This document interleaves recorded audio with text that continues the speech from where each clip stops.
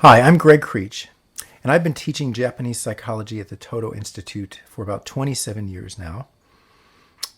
Based on my experience, I'd like to share with you what I consider to be the four most common reasons that people suffer and find it difficult to cope with some of the challenges and problems that they encounter in life. The first reason is that people find it difficult, sometimes almost impossible, to accept what they can't control. Now, much of what we encounter in life is actually uncontrollable.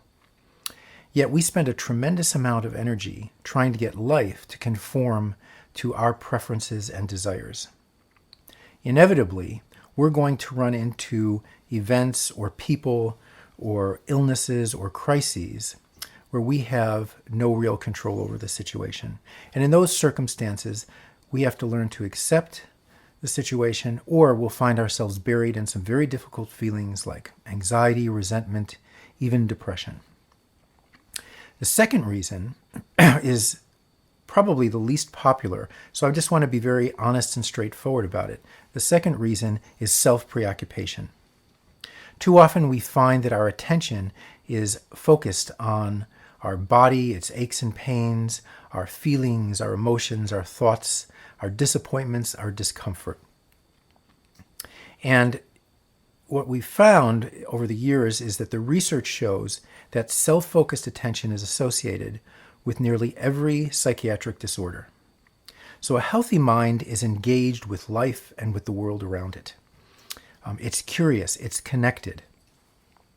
And when we get wrapped up in our own little world, we find that those are situations where we're much more likely to suffer and to struggle. The third reason is how we cope with our feelings and emotions, particularly strong feelings like anger or depression or anxiety. Too often we let those feelings determine what we do and don't do, how we act and don't act. And when we do that, what we find is that instead of responding to the situation in a constructive way, what we're doing is just simply reacting to our inner state, our inner feelings at the moment. And that gets us into a lot of trouble. So what we want to learn to do is to coexist with those feelings while we still move ahead and take some kind of constructive action to deal with the needs of the situation. Now, the next reason that we suffer, I think, has to do with our inability or maybe unwillingness to reflect on ourselves in relationships. We spend a lot of time and energy judging, examining, criticizing the behavior of other people, members of our family, the people that we work with, for example, but we spend very little energy examining our own conduct towards others. And so we find that instead of being in a situation where we're going through life appreciating the support and help that other people are giving us, that instead what we end up doing is just going through one complaint after another about other people's behavior and how they're treating us. Now, do you know anyone whose struggles or suffering is related to any of these four reasons? Or maybe more importantly, if you look at your own life, is there anything that you can see where some of your difficulties and challenges are related to these four reasons?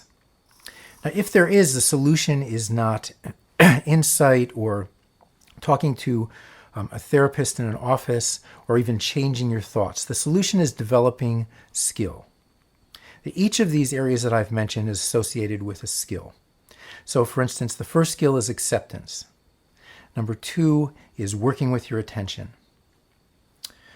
Number 3 is learning to coexist with your feelings while taking some kind of constructive action. And then the final skill, the fourth skill, is self-reflection. Those are the 4 skills. So if you can develop each of these skills, you're in a better position to be able to cope with some of the problems, difficulties, even crises that kind of life throws at you as you go through your days and your months and your years.